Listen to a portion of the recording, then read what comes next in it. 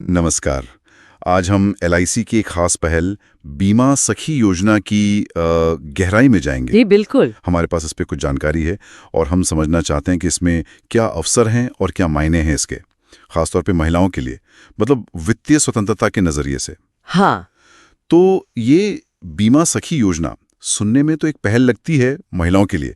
हमारे पास जो जानकारी है उससे क्या खास बात निकल कर आती है इसमें? ये योजना है क्या असल में? हाँ, ये वाकई एक दिलचस्प पहल है। बुनियादी तौर पर देखें तो ये महिलाओं को एलआईसी एजेंट बनने का मौका देती है। एजेंट बनने का? अच्छा। हाँ। जिन्हें बीमा सखी का नाम दिया गया है। पर ये सिर्फ नाम या नौकरी नहीं है।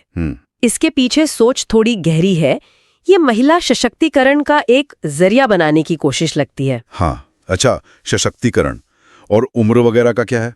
कौन जुड़ सकता है? उम्र की बात करें तो 18 से 70 साल की कोई भी महिला। ओह, काफी बड़ा दायरा है। हाँ। और जिन्होंने कम से कम 10वीं पास की हो वो इसके लिए पात्र हैं। ठीक है, तो एजेंट बनने का मौका। लेकिन अक्सर शुरुआत में आमदनी को लेकर चिंता रहती है। क्या इसमें कोई शुरुआती वित्तीय मदद जैसी कोई बात है? बिल्कुल, और शायद यही इस योजना की एक बहुत खास बात है। इसमें जो महिलाएं शामिल होती हैं उन्हें पहले 3 साल तक मासिक वजीफा मिलता है, मतलब स्टाइपेंड। स्टाइपेंड? हाँ। अच्छा, कितना? हाँ, अब यहाँ एक पैटर्न है। पहले साल ये 7,000 रुपये प्रति माह है। 7,000 रुपये? ठीक है। दूसरे साल ये थोड़ा कम होकर 6,000 रुपये और फिर तीसरे साल 5,000 रुपये प्रति माह हो जाता है। ये घटता हुआ वजीफा, ये दिलचस्प है। पहले ज्यादा फिर धीरे धीरे कम।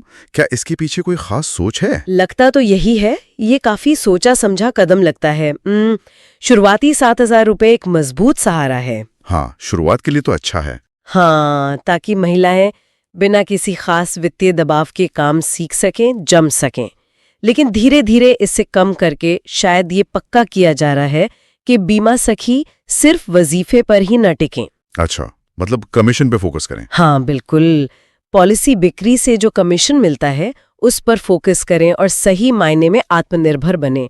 ये उन्हें धीरे धीरे प्रदर्शन आधारित आय की तरफ ले जाने का तरीका हो सकता है। समझ गया।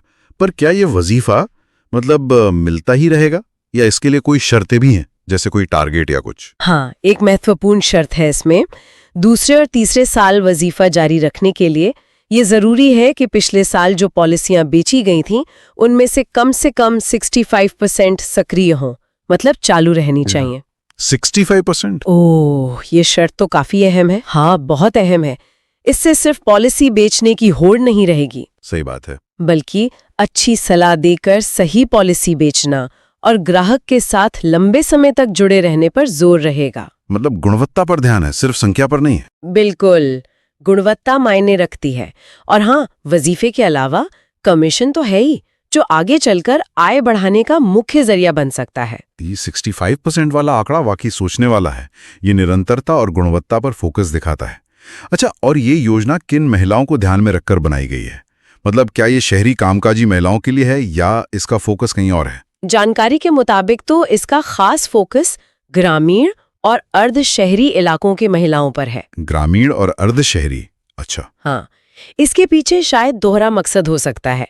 एक तो उन महिलाओं को आय का एक नया साधन देना जिन्हें शायद शहर जैसी नौकरियां उतनी आसानी से ना मिलती हों। और दूसरा, शायद उतना ही महत्वपूर्ण, इन इलाकों में बीमा की समझ और पहुंच को बढ़ाना। हाँ, जहाँ जरूरत भी ज्यादा होती है। बिल्कुल, जहां वित्तीय साक्षरता की ज्यादा जरूरत है वहां बीमा सखी एक अहम भूमिका निभा सकती हैं।